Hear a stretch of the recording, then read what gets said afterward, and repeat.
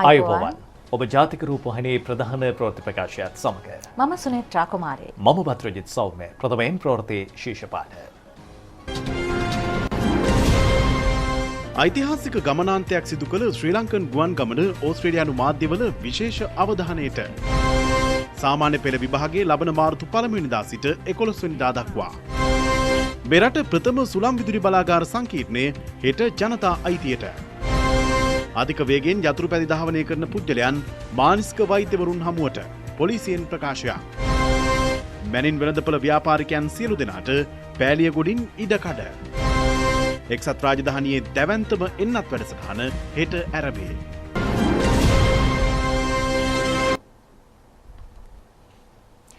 ඔස්ට්‍රේලියාවේ Melbourne නුවරට මාස 5කට පසු විදේශීය මගී ගුවන් යානාවක් අද උදේ පැමිණි බව එරට මාධ්‍ය සඳහන් කරනවා. මෙහි විශේෂත්වය වන්නේ ශ්‍රී ලංකන් ගුවන් යානයක් මගින් 23 දෙනෙකු රැගෙන කොළඹ සිට මෙල්බර්න්හි ටලමරියන් ගුවන් තොටුපළට ළඟා වීමයි. මෙය එරට සංචාරක කර්මාන්තයේ නව ප්‍රවර්තනයක් බවයි ඔස්ට්‍රේලියානු මාධ්‍ය සඳහන් කළේ. මෙම ගුවන් ගමන සඳහා ඔස්ට්‍රේලියානු මාධ්‍ය පුළුල් ප්‍රචාරයක් ලබා දී තිබුණා. එරට ප්‍රමුඛ පෙළේ මාධ්‍ය ආයතන රසක්ම ශ්‍රී ලංකන් ගුවන් යානයේ ගොඩබස්වන අවස්ථාව සජීව ලෙස විකාශය කළා. UL 604 දරන මගී ගුවන් යානය අද උදේ 7:48ට පමණ මෙල්බර්න් නුවරට ළඟා වූ අතර සිළු මගීන් සෞඛ්‍ය ආරක්ෂිත ක්‍රමවේදවලට අනුව පරීක්ෂා කෙරුණා. එම ගුවන් මගීන් ප්‍රධාන පෙළේ හෝටල් 3ක නිරෝධායනයට ලක් කරන අතර එම කාල සීමාවේදී ගුවන් මගීන්ගේ හෝටල් බිල්පත් සඳහාද සහන ක්‍රමවේදයක් හඳුන්වා දී තිබෙනවා. COVID-19 වසංගතයේ පැතිර තිබූ මෙල්බර්න් නුවරින් දින 38ක කාලයක් ඇතුළත කිසිදු කොරෝනා ආසාදිතයෙකු වාර්තා වී නැහැ. එහෙත් සංචාරක ආගමනයේදී ඔස්ට්‍රේලියානු රජය සිළු මගීන්ගේ සෞඛ්‍ය ආරක්ෂාව තහවුරු කොට නිරෝධායන නීති මාලාවක් හඳුන්වා දී තිබෙනවා. ශ්‍රී ලංකන් ගුවන් යානාවලින් මගීන් එරටට රැගෙන යාමේදී මේ වන විට ලිහිල් කර ඇති නිරෝධායන නීති පිළිබඳ නියාමනයන්ද සලකා බලන බව ශ්‍රී ලංකන් ගුවන් සමාගමේ අන්තර්ජාතික අලෙවි හා බෙදා හැරීමේ කළමනාකරු දිමුතු තෙන්නකෝන් මහතා පවසනවා. ජූලි මාසේ 1 වෙනිදා මෙල්බර්න් ගුවන් තොටුපළ වසා දමන ලැබුවා ගුවන් මගීන් සඳහා. ඉන්පසුව දෙසැම්බර් මාසේ 7 වෙනිදා ප්‍රථම වතාවට මෙල්බර්න් ගුවන් තොටුපළ විවෘත කිරීමත් සමගම ශ්‍රී ලංකන් ගුවන් සමාගමේ අපේ ගුවන් යානයක් ප්‍රථම ගුවන් යානයේ වශයෙන් මෙල්බර්න් ගුවන් තොටුපළේ ගොඩ බෑනු ලැබුවා. අපි මෙල්බර්න් නුවරට සහ සිඩ්නි නුවරට දිගටම අපේ ගමන් මාර්ග පවත්වනවා. මේ මාසේ සහ ඉදිරි දින වකවානුව තුළ දිගටම ක්‍රියාත්මක වෙනවා. අධ්‍යයන පොදු සහතික පත්‍ර සාමාන්‍ය පෙළ විභාගය ලබන මාර්තු 1 වෙනිදා සිට 11 වෙනිදා දක්වා පැවැත්වීමට තීරණය කර තිබෙනවා. අධ්‍යාපන අමාත්‍ය මහාචාර්ය ජී.එල්. පීරිස් මහතා අද පැවති මාධ්‍ය හමුවකදී මේ බව කියා සිටියා.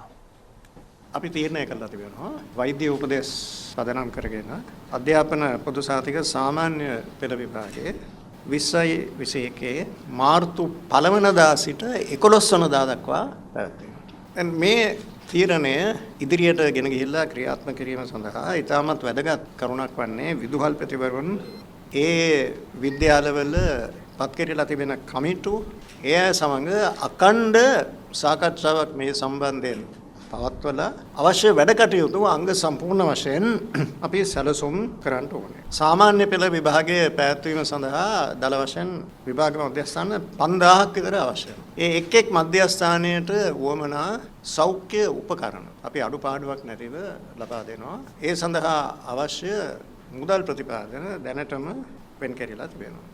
මේ අතර රටේ පවතින සෞඛ්‍ය තත්ත්වය සති දෙකෙන් දෙකට සමාලෝචනය කිරීමට අපි බලාපොරොත්තු වෙනවා. ඒ අනුව හැකියතාක් ඉක්මනින් සෞඛ්‍ය ආරක්ෂාවට යටත්ව දෙවයින පුරා පාසල් විවෘත කිරීමට අපි බලාපොරොත්තු වෙනවා. උසස් පෙළ විභාගයේ ඒ වගේම 5 වන ශ්‍රේණියේ ශිෂ්‍යත්ව විභාගයේ මේ විදිහට ඉතාමත් සාර්ථකව ලෙස පැවැත්වීමට පුළුවන් වුණේ සියලු දෙනාගේම නොමසුරු සහයෝගය නිසා. දැන් මම ඉතාමත් ඕනෑකමින් සියලු දෙනාගෙන්ම ඉල්ලා සිටිනවා මේ ප්‍රශ්නය දේශපාලනීකරණය වීමට කිසිසේත් ඉඩ තියන්න එපා කියලා. ඒක අපේ දූ දරුවන්ට කරන ලොකු අවැඩක්.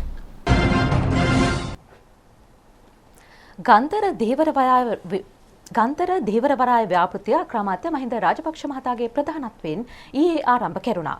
මෙහි ඉදිකිරීම වසර 3ක් ඇතුළත නිම කිරීමට නියමිතයි. යෝජිත දීවරවරායේ මීටර් 300කින් යුත් ප්‍රධාන දිය කඩනයක් ඉදි කෙරෙනවා. බහුදින යාත්‍රා 400ක් පමණ මෙහි දීවර කටයුතු සඳහා යොදා ගැනීමට නියමිතයි. ප්‍රදේශයේ දීවර ප්‍රජාවකගේ ආර්ථිකය මෙමගින් වඩාත් සවිමත් වනු ඇති.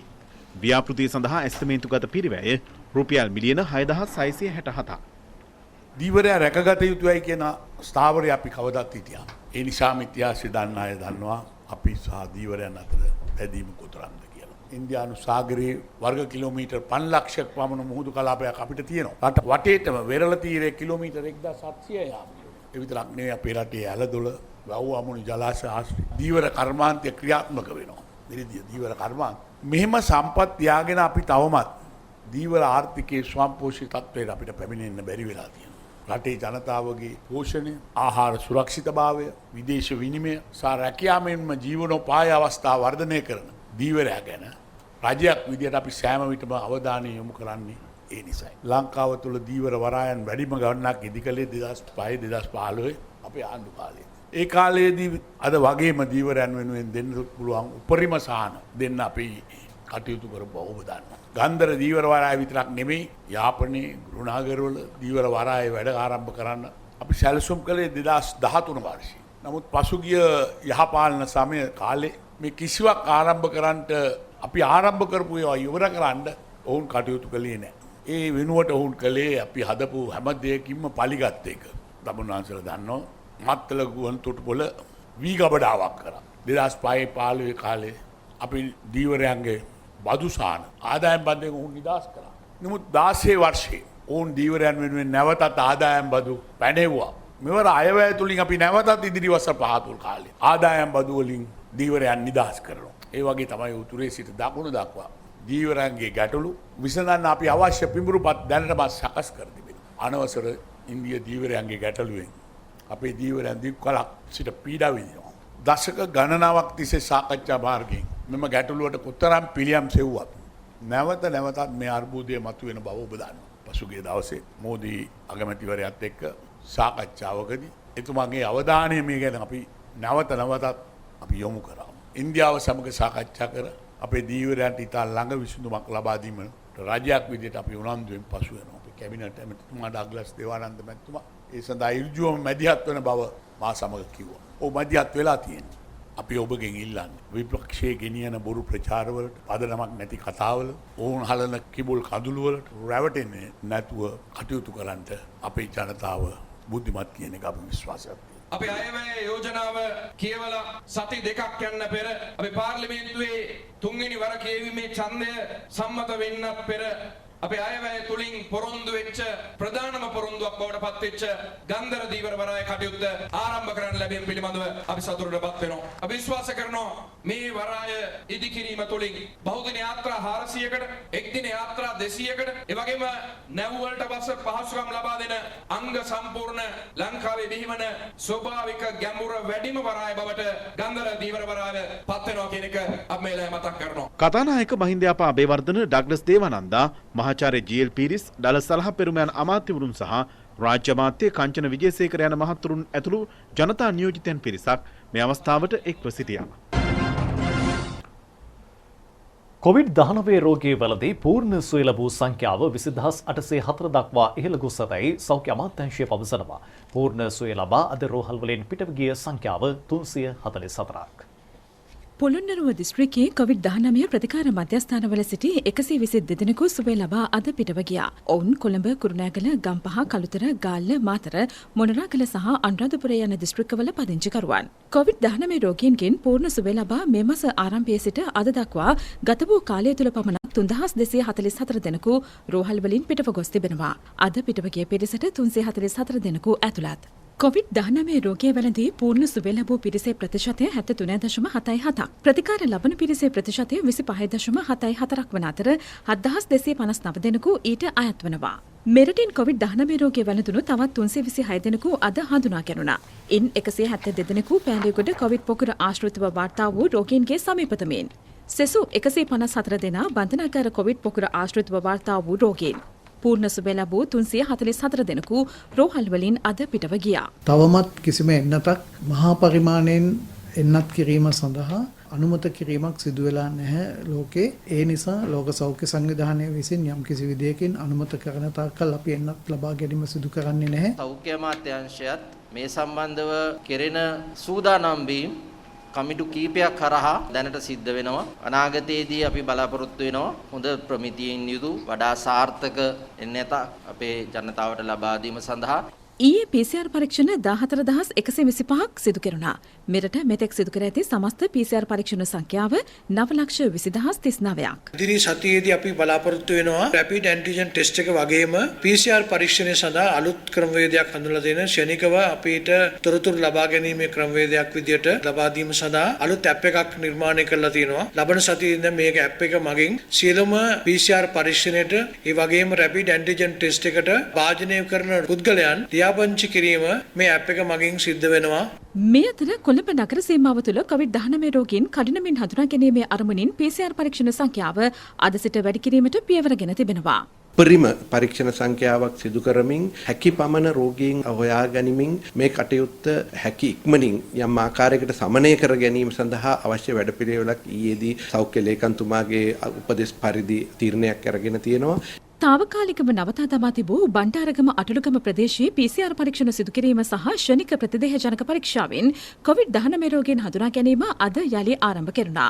මෙහිදී PCR පරීක්ෂණ සඳහා අවශ්‍ය නියැදි සහ ශනික ප්‍රතිදේහජනක පරීක්ෂාව සඳහා අවශ්‍ය නියැදි 251ක් ලබාගෙන තිබෙනවා. ශනික ප්‍රතිදේහ පරීක්ෂාව සඳහා ලබාගත් නියැදි 196කින් 31 දෙනෙකු රෝගීන් ලෙස හඳුනා ගැනුණා. COVID-19 පුද්ගල මරණ 3ක් ඊයේ වාර්තා වුණා. සෞඛ්‍ය සේවා අධ්‍යක්ෂ ජනරාල්වරයා කියා සිටියේ එම මරණ කෝට්ටේ කහතුඩුව සහ මග්ගොඩ යන ප්‍රදේශවලින් වාර්තා වූ බවයි.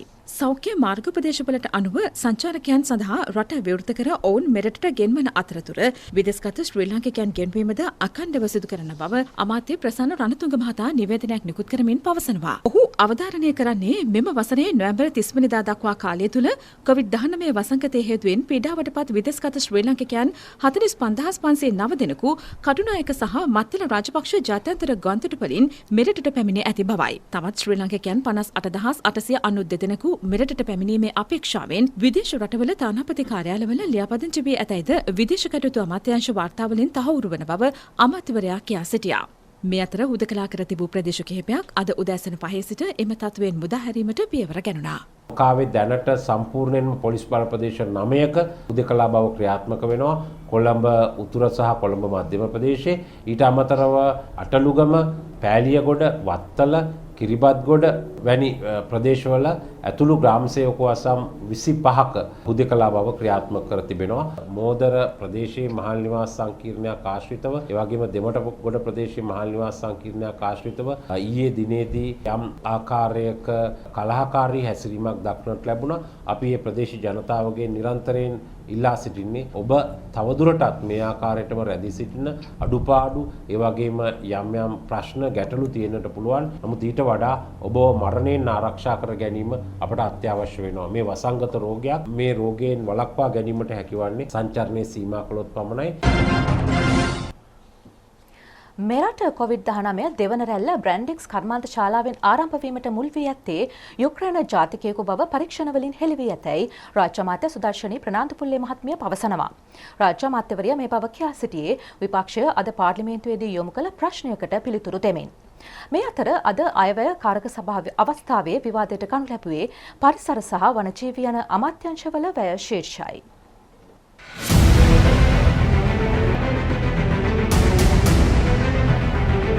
COVID-19 දෙවැනි රැල්ල ඇතිවීම හා ව්‍යාප්තියට අදාළ හේතු ආණ්ඩුව විසින් හඳුනාගනු ලැබී තිබේද? එසේනම් ඒ මොනවාද? සීදුව රමාදා හෝටලේ නවාතැන්ගත් යුක්‍රේන ජාතික ගුවන් යානා කාර්ය මණ්ඩල සමාජිකයෙකුට COVID-19 රෝගය ආසාදනය වී තිබූ බව සොයාගත් අතර පසුව එම හෝටලේ කාර්ය මණ්ඩලය පරීක්ෂා කිරීමේදී එහි සේවකයන් කිහිප දෙනෙකුටද මෙම රෝගය ඇති බවට හඳුනා ගන්නා ලදී. මොවුන් සහ මිනුවන්ගොඩ බ්‍රැන්ඩික්ස් ආයතනයේ කාර්ය මණ්ඩලය සමග යම් සම්බන්ධතා පැවති බවත් නිරීක්ෂණය විය. මිනුවන්ගොඩ බ්‍රැන්ඩික්ස් ආයතනයේ කාර්ය මණ්ඩලයට COVID ආසාදනය පැමිණියේ ඉහතකී මාර්ගයෙන් බවට බොහෝ දුරට අනුමාන කළ හැකිය. නීතිපති විසින් පොලිස්පතිතුමාගෙන් ඒ පිළිබඳව විමර්ශනය කරන්න කියලා දුන්න උපදෙස් මත පළමුව කොළඹ අපරාධ කොට්ටාශයෙන් ඒ විමර්ශනය කළා. දින දෙකකට පසුව එම නිලධාරීන් 70කට කොරෝනා ආසාදිත වුණා. ඊට පස්සේ දැන් ඒක අපරාධ පරීක්ෂණ දෙපාර්තමේන්තුවට පවරලා තියෙනවා. දැනට ප්‍රකාශන ස්ටේට්මන්ට් 100කට වඩා අරන් තියෙනවා ඒ ආසාදිතයන්ගෙන්. CID එකට එකටත් 20 දෙනෙක්ට කොරෝනා හැදිලා තියෙනවා මේ පරීක්ෂණ වලට ගිහිල්ලා. එතකොට සමහර සේවකයෝ උණ හැදිලා ඉන්නකොට ඒ ආයතන ප්‍රධානීන්ට කියන්නේ නැතුව තමන්ම පැනඩෝල් අරගෙන වැඩ කරලා තිනවා අතිකාල දීමනා ගැනීම සඳහා. ඒකට උන් ප්‍රකාශන වලින් ඒක කියලා තියෙනවා. මහපොළ ශිෂ්‍යත්වයේ ලබා දීම සම්බන්ධව ඒ ලබා දෙන කාලේ ප්‍රමාදය සහ නියමිත වේලාවට ඒ මුදල් දෙන්නේ නැහැ කියලා සිසුන්ගේ විශාල චෝදනාවක් එල්ල වෙනවා. ඔක්තෝබර් මාසයේ සඳහා ගෙවිය යුතු මහපොළ නොවැම්බර් මාසයේදී මිලියන 337ක් ගෙවලා තියෙනවා. නොවැම්බර් මාසයේ සඳහා වෙන මහපොළ දෙසැම්බර් 15 වෙනි දිනට පෙර ගෙවනවා. ඒ සඳහා මහපොළට මුදල් අමාත්‍යාංශයෙන් මුදල් ලැබිලා තියෙනවා. මේ වෙලාවේ මම මතක් කරන්න ඕනි මේ සිංහරාජ රක්ෂිතේ මැදින් මේ පාර කැපීම තුල නිසි ක්‍රමවේදයේ පරිසර අංශවලින් ඒ බලපත්‍රය එහෙම නැත්නම් ඒ අවසරය අරන් තියනවාද කියන විතරයි අපි දැනගන්න අවශ්‍ය වෙන්නේ. අලුතෙන් පාරක් ඉදි කරනවා නම් රක්ෂිතයක් මැදින් අනිවාර්යයෙන්ම අවසර ලබා ගත යුතු වෙනවා. නමුත් මෙතන අලුත් පාරක් ඉදි කිරීමක් සිද්ධ වුණේ නැහැ. තිබෙන පාර සම්වර්ධනය කිරීමක් පමණයි සිද්ධ වෙලා තිබෙන්නේ. තිබෙන පාර කියන්නේ මේ තිබ්බ පස් පාරක්. ඉතින් ඒක දැන් කාපට් කරලා තියෙනවා. මං හිතන්නේ ඒක සුදුසු ක්‍රියාමාර්ගයක්ද? ගරු මන්ත්‍රීතුමා ඔබතුමා ඒ පාර බැලුවද? මම ගිහිල්ලා බැලුවා. මෙතන කොන්ක්‍රීට් පාරක් තියෙන්නේ. පස් පාර පොඩි ප්‍රමාණයක් තියෙන්නේ. මේ කොන්ක්‍රීට් පාර ඒ ටිකේ ඉතිරි ටික කාපට් දැමීමක් තමයි වෙලා තියෙන්නේ. අපි පක්ෂයක් හැටියට අපේ නායකයන් මේ පරිසරය ආරක්ෂා කිරීම පිළිබඳව දැඩි තීන්දුව తీරන ගන්නවා. මොකද අනුරාධපුර දිස්ත්‍රික්කයට පස්සේ මොණරාගල දිස්ත්‍රික්කයේ තමයි වැඩිම වනගනත්වයක් තියෙන්නේ. ඒ නිසා මේ සියලුම අරුබුද ගැටුම් සියලුම ප්‍රශ්න ඇති වෙන්නේ හුඟක් අපේ දිස්ත්‍රික්කවල. ඒ නිසා ඒවට කිසිම දේශපාලනික සහයෝගයක්වත් අපෙන් සම්බන්ධයක්වත් නැති බව මේ ගරු සභාවේ ප්‍රකාශ කළ යුතුයි. දරු අමාත්‍යතුමා හොඳින් දන්නවා ස්වේච්ඡා මාර්ගෝපදේශකයේ 357ක් සිටින 2014 වසරේ මහින්ද රාජපක්ෂ මැතිතුමා යම් සුළු කොට්ටාසයකගේ ඒ සේවාව ස්ථිර කරා. මම ඉල්ලීමක් කරන ඔබතුමාගෙන් මේ අයව ස්ථිර කරන්නට වැඩ කටයුතු යොදන්නේ කියලා. ඒ අවුරුදු 5 තුළ ඒවා ක්‍රියාත්මක කරන්න නොහැකි වුණත් ඒ කාර්යභාරය ක්‍රියාත්මක කරන්න වගකීමෙන් කටයුතු කරන්න සූදානම් වෙනවා. ඒ අය ස්ථිර කිරීම සඳහා කැබිනට් පත්‍රිකාවක් ඉදිරිපත් කරලා මේ වෙනකොට කටයුතු කරලා තියෙනවා. මේ කාරණේදී අපි සියලු දෙනා මොන කැපිල්ල දැම්මත් මොන දේ කිව්වත් අපිට අවශ්‍ය වෙලා තියෙන හුස්ම පොතක් ගන්න අවශ්‍ය පසුබිම සකස් කරන්න. ඒ කාර්යය නිවැරදිව ඉෂ්ට කරන්න සූදානම් වෙනවා. පුද්ගලික දේශපාලන හේතු නිසා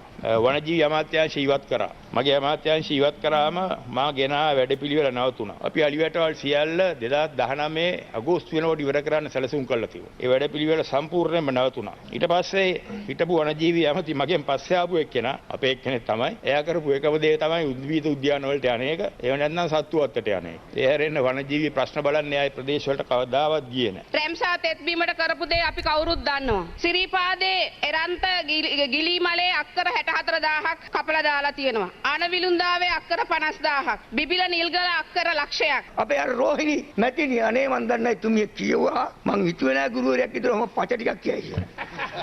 මං හිතුවේ නෑ අක්කර 68000ක්. කො පෙන්නන්න එන්න. පොළොන්නරු අක්කර 2000ක්. සමහර උත්සාහ කළේ මේ වනාන්තර පරිසරය ගැන කතා කරන ගමන් ආණ්ඩුව පරිසර නාශක ව්‍යාපෘතියක ඉන්නවා කියලා. හරි කැතයි. හරි කැතයි. කියනවා මගේ දිස්ත්‍රික්කේ තියෙන සම්බුක්කන්ගොය ජලාශය ඩෝසර් කරලා ඉවරයි කියලා. කෙප්ප කෙලින්න එපා. පහුගිය දාත්තල මම දුෂ්ටයා කරලා තිබුණානේ. මාධ්‍යයි ඔක්කොම එකතු වෙලා. මම අවුරුදු 40ක් අම්පාර නිවුගොඩ ගම ඉලුප්පලක හැදිච්ච මිනිහෙක්. ලාම්පුක පෙලෙන් ජීවත් වෙච්ච මිනිහෙක්. මේ කැලෑවට ඉන්නේ මගේ පන්තියේ මිනිස්සු. ඒකට කැලේ බිලි දෙන්නේ නෑ මම ඇඟේ වහන මදුරුවෙක්වත් මරන්නේ නෑ. මම විමල වීර දිසානායි. මම මාධ්‍යයෙන් හැදිච්ච මිනිහෙක් නෙමෙයි. මම මාධ්‍යයෙන් හැදිච්ච මිනිහෙක් නෙමෙයි. කොළඹ මැනින් වෙළඳ පොලේ ව්‍යාපාරිකයන් සියලු දෙනාට පෑලියගොඩ ඉදිකළ නව වෙළඳ මධ්‍යස්ථානයේ ඉඩකට වෙන් කරන බව රාජ්‍ය අමාත්‍ය නාලක ගොඩහේවා මහතා පවසනවා. එම ව්‍යාපාරිකයන්ගෙන් මුදල් අය කරන බවට ගෙන යන ප්‍රචාර සම්පූර්ණයෙන්ම අසත්‍ය බවයි අද පැවති මාධ්‍ය හමුවකදී ඔහු කියා සිටියේ. මැනින් වෙළඳපොළ ව්‍යාපාරිකයන් අද ගාලු මුවදරදී විරෝධතාවක නිරත වුණා. ඒ පෑලියගොඩ නව වෙළඳපොලේ කඩකාමර ලබා දීම සම්බන්ධයෙන් පැතිර යන ප්‍රචාරවලට විරෝධය දක්වමින් මෙම ස්ථානයට පාර්ලිමේන්තු මන්ත්‍රී පාටලේ චම්පික රණවක මහතාද පැමිණියා. ඒ සමග ඇති වූයේ උණුසුම් තත්වයක්. මම තමයි ඔක ඇදී මම තමයි පොරොන්දුව දුන්නේ 2009 ඔයා කොහෙද ඉන්නේ?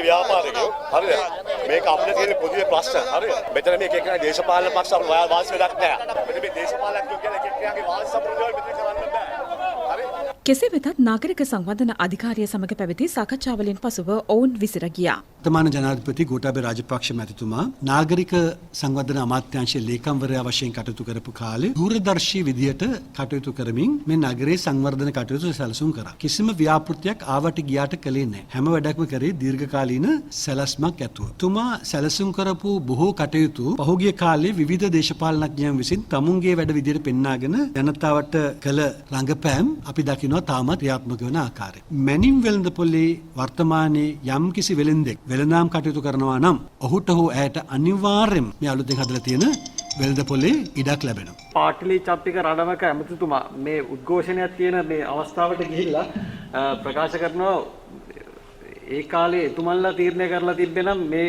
කඩ නොමිලේ ලබා දෙන්න. නමුත් දැන් මේ අවස්ථාවේදී ලක්ෂ 5ක මුදලක් ඔබතුමන්ලා අය කරනවායි කියලා. ඇත්තක්ද මේක? පාටලි චම්පක මැතිතුමාට මේ රටේ මුදල් ජනතාවගේ මුදල් මිලියන 6900ක් වියදම් කරලා ඒවා දෙන්නේ කොහොමද නොමිලේ දෙනවද නැද්ද කියලා තීරණය කරන්න අයිතියක් නැහැ. ඔහුගේ පෞද්ගලික මුදල් නොවේ. දෙවෙනි කාරණේ අපි කිසි කෙනෙකුගේ මුදල් අය කරන්නේ නැහැ මෙතනදී. අත් වශයෙන්ම අපි මීට පෙරත් විවිධාකාර විදියට මේ එක තැනක ඉඳගෙන තව තැනක නිවාසවලදී කළා වගේ වර්තමාන මැනිවලද පොලේ ඉන්න සියලුම දෙනාට ඔවුන් සිටින කුලියට ඔවුන් කිසි කෙනෙකුට එතන භූමිය අයිති නැහැ. ඒ නගර සභාවෙන් කුලියකට තමයි ඒ ඉඩ ලබාගෙන තිබෙන්නේ. ඔවුන් දැන් මේ අලුත් තැනට ගියාම නාගරික සංවර්ධන අධිකාරියෙන් කුලියට ඒ කඩේ ලබාගෙන පවත්වාගෙන යන්න පුළුවන්. ඒ නිසා එහි කිසිදු වෙනසක් වෙන්නේ නැහැ. එකම වෙනස තමයි ඔවුන් දැන් සිටියට වඩා විශාල පහසුකම් ඇති තැනකට පැමිණීමටත් ඒ හරහා ඔවුන්ගේ වෙළඳාම් වැඩි කර ගන්නටත් අවස්ථාව ලැබෙන එක. අභාව ප්‍රාප්ත හිටපු අමාත්‍ය ටී.බී. ඒකනායක මහතාගේ අවසන් කටයුතු හෙට සවස 3ට සිදු කිරීමට නියමිතයි. ඒ මහව දිගන ක්‍රීඩාංගණයේදී දේහය මහව පිහිටි ඒ මහතාගේ නිවසට ඊයේ රැගෙන එනු ලැබුවා. 1994 වසරේ කුරුණෑගල දිස්ත්‍රික්කයේ නියෝජනය කරමින් පාර්ලිමේන්තුවට තේරීපත් වූ ටී.බී. ඒකනායක මහතා විවිධ ජනාධිපතිවරුන් යටතේ අමාත්‍යාංශ ගණනාවකම අමාත්‍ය ධුර හොබවා තිබෙනවා. කලක් රෝගාතුරව සිටි ඒකනායක මහතා කුරුණෑගල පෞද්ගලික රෝහලකදී අභාව ප්‍රාප්ත වන විට 66 වන වියේ පසු වුණා. මහර බන්ධනාකාරයේ ඇති වූ නොසන්සුන්කාරී තත්ත්ව සම්පන්තයෙන් විමර්ශනය කිරීමට පත් කළ කමිටුවේ අතුරු වාර්තාව අධිකරණ අමාත්‍ය අලි සබ්රිහා රාජ්‍ය අමාත්‍ය ලොහාන් රත්වත්තේ යන මහත්වරුන්ට අද ලබා දී තිබෙනවා. එම කමිටුවේ සභාපති ලෙස විශ්‍රාමික මහාධිකරණ විනිසුරු කුසලා සරෝජනී වීරවර්ධන මහත්මිය ක්‍රියා කළා. බන්ධනාගාර ප්‍රතිසංස්කරණ හා සිරකරුවන් පුනරුත්ථාපනය පිළිබඳ රාජ්‍ය අමාත්‍යාංශයේ අතිරේක ලේකම් නිශාන්ත ධනසිංහ මහතා එහි ලේකම් දුරේ දැරුවා. සිද්ධිය සඳහා පාදක වූ කරුණු ඒ සඳහා වගකිය යුතු පාර්ශ්වයන් හා ඊට අදාළව ගත යුතු ක්‍රියාමාර්ග මෙන්ම මෙවැනි සිද්ධීන් වළක්වා ගැනීමට ගත යුතු නිර්දේශද එම වාර්තාවට ඇතුළත්. මහර බන්ධනාගාරය තුළ ඇති වූ නොසන්සුන්කාරී තත්ත්වයේ හේතුවෙන් මියගිය සංඛ්‍යාව 11. 107 දෙනෙකු තුවාල ලැබුවා. බන්ධනාගාරය තුල මේ අය පීඩනයට ලක් වෙලා සිටියේදී වෙනත් පිරිසක් තම තමන්ගේ තියෙන කෝන්තර පිරිමහ ගන්න බන්ධනාගාරය තුල කඩා බිඳ දැමීම් කරමින් ගැටුම් ඇති කරගමින් එකිනෙකා ගහ ගැනීම සිදු වෙලා තිබෙනවා. අපිට හෙල්දරව් වෙච්ච කරුණු අනුව ඉස්සල්ලා ඒ අයට කඳුළු ගෑස් නිකුත් කරලා තිබෙනවා. ඒ කඳුළු ගෑස් වලින් පාලනය කරගන්න බැරි වුණාම රබර් රුණ්ඩ වලින් ක්‍රියා කරලා තිනවා. ඊට පසුව තමයි වෙඩි තැබීම සිදු වෙලා තියෙන්නේ. ඒක උනේ විශාල වශයෙන් කරලි කෝලහල ඇතිවීම නිසා අර පාවිච්චි කරපු පෙති වර්ග ඒ නියමිත මාත්‍රාවට වඩා ඔවුන් ඔකුරු පිටින් ඒවා පානය කළ බවට සාක්ෂි තියෙනවා. අපරාධ පරීක්ෂණ දෙපාර්තමේන්තුව ගෙන ඇති ක්‍රියාමාර්ග සම්බන්ධයෙන් පොලිස් මාධ්‍ය ප්‍රකාශක නියෝජ්‍ය පොලිස්පති අජිත් රෝහණ මහතාද අදහස් පළ කළා. මහර බන්ධනාගාර සිද්ධිය සම්බන්ධයෙන් අපරාධ පරීක්ෂණ දෙපාර්තමේන්තුවේ නිලධාරීන් කණ්ඩායමක් අද දින පිටව ගියා තවදුරටත් විමර්ශනය සඳහා. මේ නිලධාරී කණ්ඩායම 25ක් දක්වා මේ වන විට වැඩි කර තිබෙනවා. ප්‍රකාශ 130කට ආසන්න සංඛ්‍යාවක් ලබාගෙන තිබෙනවා මේ අවස්ථාව වන විට. පුද්ගලයන් 11 දෙනෙක් මේ සිද්ධියෙන් මිය ගියා. ඊයේ වන විට පුද්ගලයන් 7 දෙනෙක් හඳුනාගෙන තිබෙනවා. කෙසේ වෙතත් අධිකරණ නියෝග ලැබෙන තෙක් මෙම මෘත ශරීර සම්බන්ධ අවසාන කටයුතු සිදු කරන්නේ නැහැ. පශ්චාත් මරණ පරීක්ෂණ වලින් පසුව එම මෘත ශරීරය ඒ ආකාරයටම රෝහලේ මෘත ශරීරාගාරයේ අධිශීතකරණවල තැන්පත් කර තිබෙනවා. අධික වේගයෙන් යතුරු පැදි දහවනය කරන්නන්ට එරෙහිව නීතිය ක්‍රියාත්මක කරන බව පොලිසිය පවසනවා. ඊට අමතරව අදාළ පුද්ගලයන්ගේ මානසික සෞඛ්‍ය පරීක්ෂා කිරීම සඳහා වෛද්‍යවරුන් වෙත යොමු කිරීමටද නියමිතයි. මේ අතර නීති උල්ලංඝනය කරමින් මහා මාර්ගවල යතුරු පැදි දහවනය කරන පුද්ගලයන් අත්අඩංගුවට ගැනීමේ මෙහෙයුම් තවදුරටත් ක්‍රියාත්මක බව පොලිසිය කියා සිටියා.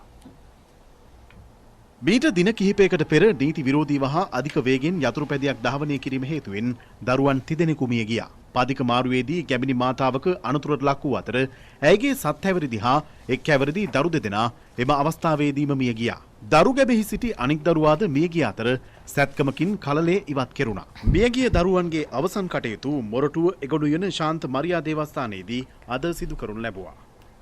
මේ අතර ඊයේ මාදිවල නවරෝහල මාර්ගයේ අනතුරුදායක ලෙස යතුරු පැදි තරඟයක් සංවිධානය කළ තරුණයින් 40 දෙනෙකු අත්අඩංගුවට ගැනුණා. එහිදී යතුරු පැදි 23ක්ද පොලිසිය බහරයට ගෙන තිබෙනවා. එන්ජින් ධාරිතාව වැඩි සහ අංක තහඩු වෙනස් කර ඇති යතුරු පැදිකරුවන්ට එරෙහිව නීතිමය පියවර ගන්නා බවයි මිරිහාන මූලස්ථාන පොලිස් පරීක්ෂක මංජුල තුෂාර මහතා පවසන්නේ. නීති විරෝධී අයුරින් හා අනතුරුදායක ලෙස යතුරු පැදි ධාවනය කරන්නන් සොයා විශේෂ මෙහෙයුම් දැන් ක්‍රියාත්මකයි.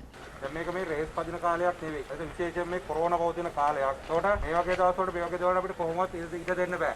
ඔයගොල්ලෝගේ බයිසිකල් වල අපි දැන් පරීක්ෂා කරා නොයෙකුත් රට වාහන ආච්ඡාපන දෙරදී නොයෙකුත් වැරදි තියෙනවා. ඔබේ සතුට විනෝදය තව කෙනෙකුගේ ජීවිතය සදාටම නැති වෙන්නට පුළුවන්. මින් ඉදිරියේදී මෙවැනි කාරණා සම්බන්ධයෙන් අත්අඩංගුවට ගන්නා පුද්ගලයන් අධිකරණ ක්‍රියාදාමයට අමතරව විශේෂයෙන්ම මානසික වෛද්‍යවරුන් වෙත ඉදිරිපත් කර ඒ සම්බන්ධ වාර්තා ලබා ගැනීමටත් පොලිසිය කටයුතු කරනවා.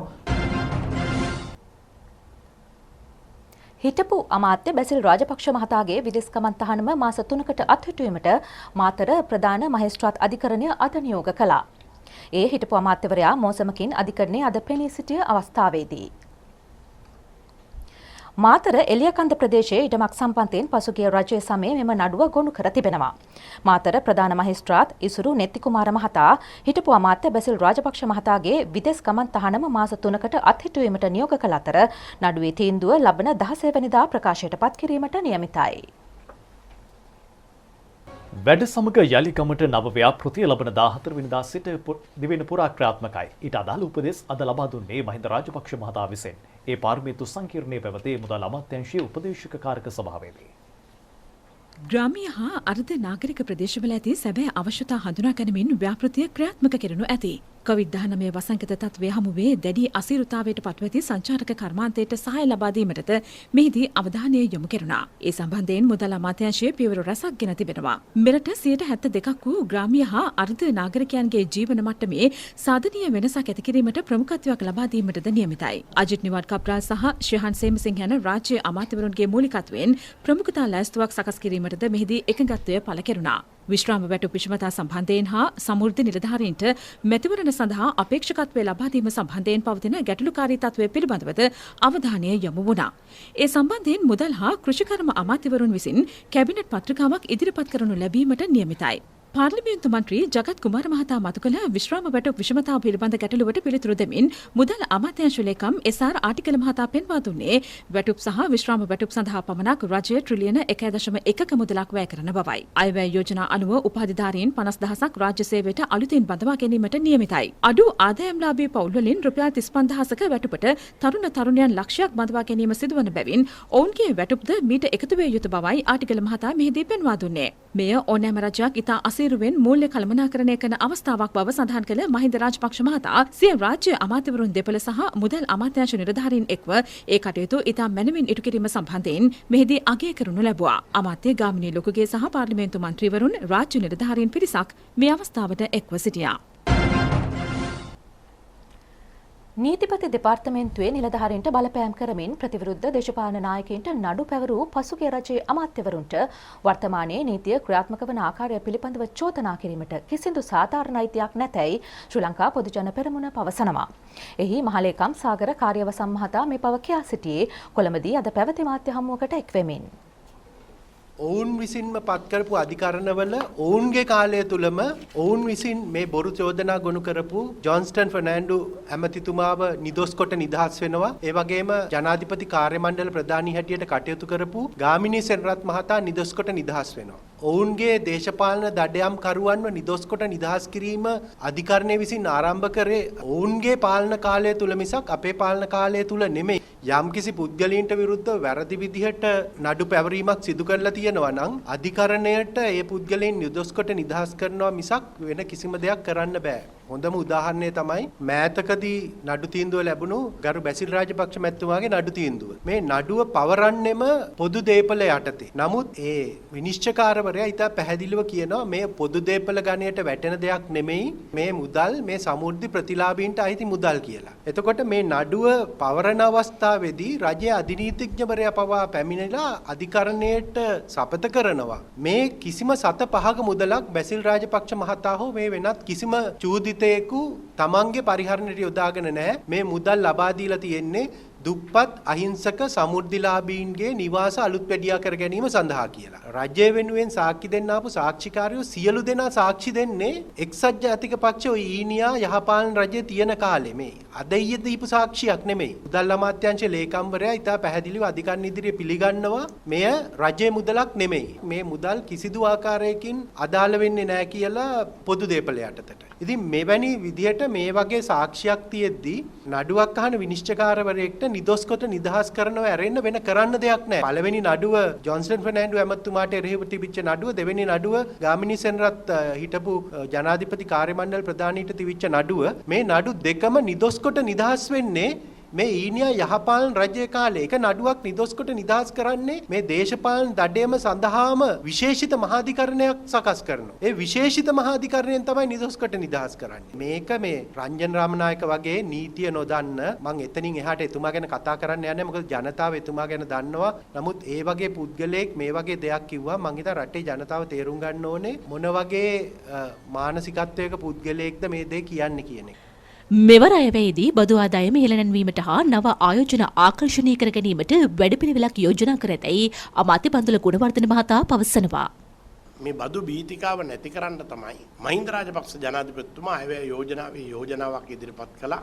ඔබ ඉපයූ ආකාරයේ එළිදරව් නොකළ ඕනෙම මුදලක් දිවුරුම් ප්‍රකාශයක් මගින් එළිදරව් කරලා 100%ක බද්දක් ගෙවන්න. ඉතිරි ටික අලුත් ආයෝජනයක් කරලා එතනින් පස්සේ එන ආදායමට බදු ගෙවීම පටන් ගන්න. පරණ දේවල් හාරාය විසීමක් කරන්නේ නැහැ. ඒ සඳහා අවශ්‍ය වෙන දේශීය ආදායම් පනත සහ විනිමය පාලන පනත්වල සංශෝධන ජනවාරි මාසයේදී ඉදිරිපත් කරන්න කටයුතු කරනවා. මේ නිසා මේ තුලින් මම හිතනවා ලංකාවේ ඉන්න බදු ගෙවන්නේ නැතුව ඉන්න සියලු දෙනාට දැන් පුළු අවස්ථාවක් ලැබෙනවා. තමන්ගේ ලක්ෂ 100ක් තියෙනවා. මැණික් ගලක් විකුණලා හෝ ලබාගත් ඒ ලක්ෂ 100න් ලක්ෂයක් පමණක් බදු ගෙවලා 99 ඵලදායී ජාතික නිෂ්පාදන ක්‍රියාවලියකට යොදවලා එතනින් එහාට අලුත් බදු ගෙවන්නේ බවට පත් වෙන්න අවස්ථාව සලසලා තියෙනවා. මෙරට ප්‍රථම සහ විශාලතම සුළං විදුලි බලාගාර සංකීර්ණයේ හෙට ජනගත කෙරෙනවා. ඒ අග්‍රාමාත්‍ය මහින්ද රාජපක්ෂ මහතාගේ සහභාගීත්වයෙන් තම්බපවණි සුළං විදුලි බලාගාරය ඉදිකර ඇත්තේ මන්නාරම නඩ්ඩු කුඩා ප්‍රදේශයේ. මෙමගින් මෙගාවොට් 1 ධාරිතාවක් අතිර කිහිපයක් යටතේ ජාතික විදුලි බල පද්ධතියට එක්වනු ඇතේ. පුනර්ජනනීය බලශක්ති කාණ්ඩයට ගැනෙන සුළං විදුලි බලාගාරයේ විදුලිය නිපදවනු ලබන්නේ මීටර 90ක් උස කුළුණු මත ඉදි වූ ටර්බයින මාර්ගයෙන්. ඊට සවිකර ඇති සුළං පෙත්තක් මීටර් 62ක් පමණ දිගින් යුක්තයි. එවැනි කුළුණු 30ක් සුළං උද්‍යානයේ ස්ථාපනය කර තිබෙනවා. ඩෙන්මාර්ක් සමාගමක් යටතේ ක්‍රියාත්මක ව්‍යාපෘතිය වසරකට අඩු කාලයකින් නිම කිරීමද විශේෂත්වයක්. ඇමරිකානු ඩොලර් මිලියන 200ක් මීට ආයෝජනය කර තිබෙනවා. මෙමගින් 20 වසරක් දක්වා අකණ්ඩව විදුලිය උත්පාදනය කළ හැකියි. තම්බපවණි සුළං විදුලි බලාගාරයේ විවෘත කිරීමේ උත්සවය හෙට උදේ 10 සිට ජාතික රූපවාහිනිය ඔස්සේ සජීවීව විකාශය කිරීමට නියමිතයි. විදුලි බල මණ්ඩලයට සුළං බලාගාරයක් විදිහට විශාලම සහ ප්‍රථම සුළං බලාගාරය තමයි මන්නාරම හෙට ජනතා ඉදිරිපත් වෙන්නේ. මේ හරහා විදුලි ඒකකයක් නිෂ්පාදනය කර ගැනීම සඳහා රුපියල් 10කට වඩා අඩු මුදලක් තමයි වැය වෙන්නේ. ඒ සමගින් අපගේ ප්‍රධාන ප්‍රවෘත්ති ප්‍රකාශනයෙන් නිමාවට පත්වනවා. ආයුබෝවන්.